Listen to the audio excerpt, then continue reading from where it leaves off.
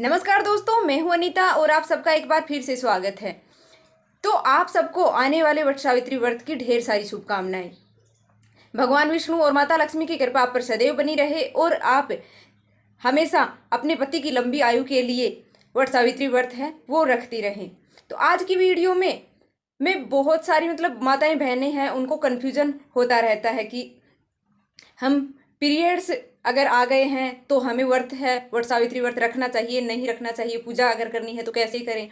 और साथ ही और भी बहुत सारे सवाल हैं कि अगर हमें पंखा नहीं मिल पाता है, जो बांस का पंखा होता है वो नहीं मिल पाता है, तो हम पूजा करें नहीं करें, कैसे होगा हमारा। ऐसे बहुत सारे सवाल होते हैं जो महिलाएं हैं वो कंफ्यूज हो जाती हैं। उनको ऐसे लगता है कि पता नहीं हमारा व्रत पूर्ण होगा या नहीं होगा। तो उन सभी के सवालों के जवाब हैं वो मैं लेकर आई हूँ आज की इस वीडियो में। और भी सवाल हैं कि अगर हमारा पति है वो यहाँ पर नहीं रहता है, दूर रहता है, तो हम पति की पूजा है वो कैसे करेंगे। और 2024 में अगर हम पहली बार व्रत उठा रहे हैं तो उठाएं कि नहीं उठाएं। तो ऐसे ही बहुत सारे सवालों के जवाब हैं वो आज की इस वीडियो में मैं लेकर आई हूँ। तो चलिए जानते हैं। और अगर आपको ये वीडियो थोड़ी सी पसंद आती है तो प्लीज़ वीडियो को लाइक करके चैनल को सब्सक्राइब अवश्य कर लें, क्योंकि मुझे भी आप सबके सपोर्ट की बहुत ज़्यादा ज़रूरत है। तो प्लीज़ चैनल को सब्सक्राइब अवश्य कर लें। तो चलिए जानते हैं और आपके सभी सवालों के जवाब। तो आप वीडियो में लास्ट तक जरूर बने रहना। पहली बात तो हम यह जान लेते हैं कि वट सावित्री व्रत है वो कब का है। तो वट सावित्री व्रत है ज्येष्ठ मास की कृष्ण पक्ष अमावस्या तिथि को यह व्रत है वो मनाया जाता है, और कहीं कहीं पर पूर्णिमा तिथि को भी यह व्रत है वो मनाया जाता है, पर ज़्यादातर अमावस्या तिथि को ही यह व्रत है वो मनाया जाता है। तो इस बार है यह व्रत 6 जून को मनाया जाएगा। 6 जून को वट सावित्री व्रत की पूजा है वो की जाएगी। दूसरा सवाल यह आ रहा है, बहुत सारी माताएं बहनें हैं उनका, कि अगर पीरियड्स टाइम चल रहा है तो हम व्रत कैसे करें। अगर 5 दिन हो गए हैं तो क्या हम पूजा कर सकते हैं या नहीं कर सकते हैं। तो मैं आपको बता दूं कि जब भी हम कोई भी पूजा पाठ करते हैं, अगर माता की पूजा करते हैं, देवी की पूजा अगर हम करते हैं, तो जो रजस्वला धर्म है, हमारा मासिक धर्म है, वो शास्त्रों में 3 ही दिन का माना गया है कि 3 दिन के बाद में जो महिला होती है वो शुद्ध हो जाती है, पवित्र हो जाती है। ऐसे में आपको करना क्या है कि अगर आपके 3 दिन हुए हैं तो आपको पूजा है वो नहीं करनी है, आप व्रत है वो रख सकती हैं। तो आप जो पूजा का सामान है अपने लिए, सुहाग का, अपने पति के लिए कोई सामान है, और अपनी जो भी कोई भी सुहाग की सामग्री है या पूजा की सामग्री है, वो आप वट वृक्ष में अपनी जो सास है, ननद, देवरानी, जेठानी या फिर आड़ोसन पड़ोसन जो भी हैं, उनसे आप पूजा की सामग्री है वो चढ़वा सकती हैं।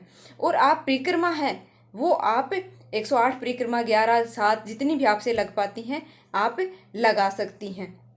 आपको पूजा है, विधिवत जो पूजा हम करते हैं वो आपको उन दिनों में नहीं करनी चाहिए। अगर आपके 5 दिन हो गए हैं तो आप दोबारा से बाल धोकर है वो आप पूजा कर सकती हैं। और उस दिन अमावस्या तिथि है और गुरुवार भी है। तो यह भी सवाल होता है कि हम अगर 5 दिन हुए हैं तो हमारे दोबारा बाल नहीं धुल पाए हैं तो हम कैसे पूजा करेंगे।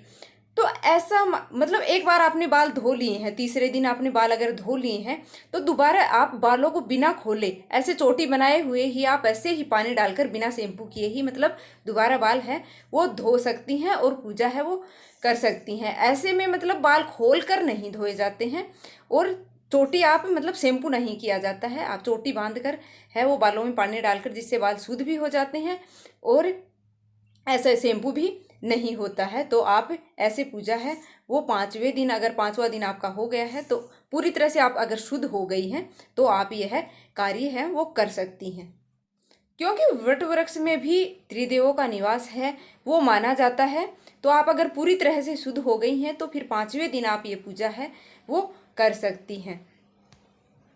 और आपका पहला ही दिन है, दूसरा तीसरा दिन है, तो आप किसी अन्य से यह पूजा है वो आप करवा सकती हैं। ये बात क्लियर हो गई है। और अगर इसमें भी कोई कन्फ्यूजन है तो आप कमेंट करके पूछ सकती हैं, मैं और आपको सजेशन है वो बता दूंगी। और आपको ऐसे पीरियड्स को लेकर ज़्यादा वो नहीं करना चाहिए कि आने वाला है, आने वाला है, उस दिन आ जाएगा तो कैसे पूजा होगी। ऐसे अगर हम करते हैं ना, तो जो 4 दिन बाद आने वाला होता है वो पहले ही मतलब टेंशन में आ जाता है। तो आपको ऐसा है मतलब ज़्यादा तनाव मतलब नहीं लेकर आना है पीरियड्स को लेकर। ये तो नेचुरल चीज़ है, प्राकृतिक चीज़ है, तो आनी ही है। तो हमें ज़्यादा मतलब टेंशन इस चीज़ की है वो नहीं लेनी चाहिए। तो अभी बात यह जान लेते हैं हम कि बहुत सारी माताएं बहनें हैं जिनको यह कन्फ्यूजन है कि अगर हमें बांस का पंखा है वो नहीं मिल रहा है तो हम कैसे पूजा करेंगे। तो अगर बांस का नहीं मिल रहा है तो आजकल बाज़ार में और भी कई तरह के पंखे हैं, हाथ वाले पंखे, वो उपलब्ध होते हैं। और वो भी अगर आपको नहीं मिल पाते हैं तो आप घर पे ही कोई बोर्ड, कार्डबोर्ड जैसे पड़े होते हैं उनसे आप बना सकती हैं कोई भी पंखा। और वो भी आपको नहीं अगर बनाना आता है तो आप जो पिछले साल का आपका है तो उससे ही आप गंगा जल के छींटे लगाकर शुद्ध करके आप दोबारा से इस्तेमाल है वो कर सकती हैं। तो इस सवाल का जवाब भी है वो आपको मिल गया होगा कि आप दूसरा मतलब पंखा है वो फिर से यूज में ले सकते हैं। अभी यह भी सवाल होता है कि हमारा पति मतलब दूर कमाने के लिए रहते हैं, विदेश में रहते हैं या फिर और कहीं रहते हैं, नहीं आ पाते हैं, नहीं रहते हैं घर पे, तो हम पूजा है वो कैसे करें। तो आप अपने पति के लिए कोई भी मतलब प्रसाद है वो आप बचाकर रख सकती हैं। और आप आजकल तो वीडियो कॉल वगैरह होते हैं तो उनसे आप बात करके है वो आशीर्वाद हैं वो आप प्रणाम करके आप उनको आशीर्वाद है वो उनको ले सकती हैं। और आप उनके लिए प्रसाद है, कोई भी प्रसाद मतलब खराब जो होने वाला है वो प्रसाद आपको नहीं रखना चाहिए। आप मिश्री का प्रसाद है वो आप, ड्राई फ्रूट है कोई किशमिश वगैरह होती हैं, बादाम वगैरह होती हैं, वो आप रख सकती हैं। अगर वो भी मतलब सब अपनी सामर्थ्य के अनुसार रख पाते हैं तो आप मिश्री का प्रसाद है वो आप रख लीजिएगा उनके लिए बचाकर। तो जब वो आते हैं तब उनको वो प्रसाद है वो खिला दीजिएगा और आशीर्वाद है उनसे ले लीजिएगा। तो यह कोई कन्फ्यूजन वाली बात नहीं है कि हमारी पूजा है वो अधूरी रह जाएगी अगर हमारे पति नहीं है, तो ऐसा नहीं होता है। भगवान है वो सब समझते हैं। तो आप उनसे बात करके और आप उनका आशीर्वाद है वो ले सकती हैं। और जो पंखा होता है वो भी आने के बाद आप हवा है वो उनको कर सकती हैं। ऐसा कोई कन्फ्यूजन है वो आपको मन में नहीं लेकर आना है। और अभी यह भी सवाल होता है, बहुत सारी बहनें हैं, माताएं हैं, उनको कि पहली बार व्रत उठाएं कि नहीं उठाएं।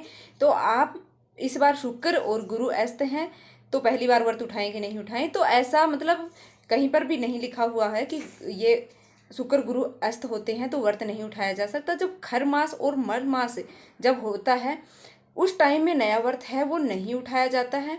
और ऐसे में आप 2024 में नया व्रत है, पहली बार आप व्रत है वो उठा सकते हैं। यह भी बहुत ही मतलब महत्वपूर्ण बात है कि बहुत सारी महिलाएं हैं जिनके मन में यह सवाल है कि गर्भवती अगर महिलाएं हैं तो वह यह व्रत रखें कि नहीं रखें। तो इसमें कोई कन्फ्यूजन नहीं है कि आप अगर आपसे हो पाता है तो आप व्रत है वो रख सकती हैं।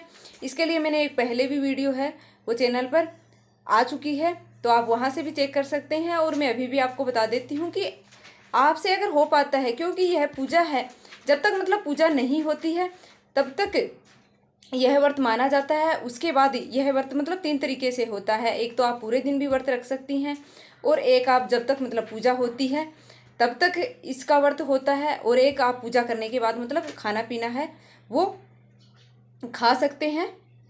तो मतलब मीठा भोजन है, शुद्ध शाकाहारी भोजन है वो आप कर सकती हैं। और अगर आप गर्भवती हैं तो पहले आप पानी या जूस का गिलास भी आप ले सकती हैं इस पूजा में।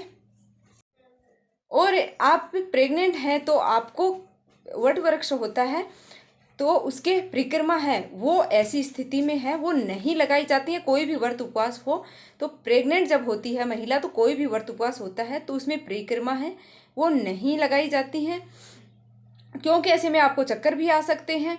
और वैसे भी ऐसे में परिक्रमा है वो लगाने की मतलब मनाही ही होती है कि नहीं लगानी चाहिए।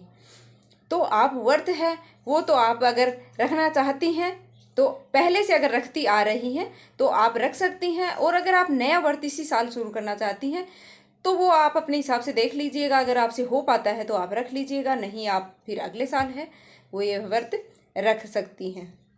आपके सभी सवालों के जवाब हैं, जो आपके मन में शंकाएं थी सभी सवालों के जवाब आपको मिल गए होंगे।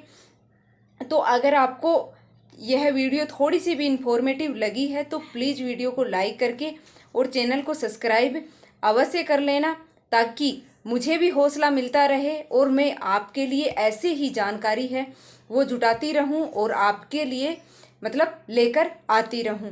तो आप मेरा भी हौसला बढ़ाएं और वीडियो पसंद आती है तो लाइक करें और चैनल को सब्सक्राइब कर लें। तो मिलेंगे ऐसी ही एक और वीडियो के साथ, तब तक के लिए जय भगवान विष्णु, जय माता लक्ष्मी। माता लक्ष्मी की कृपा है वो आप पर सदैव बनी रहे। तो मिलेंगे फिर से। धन्यवाद। जय माता दी।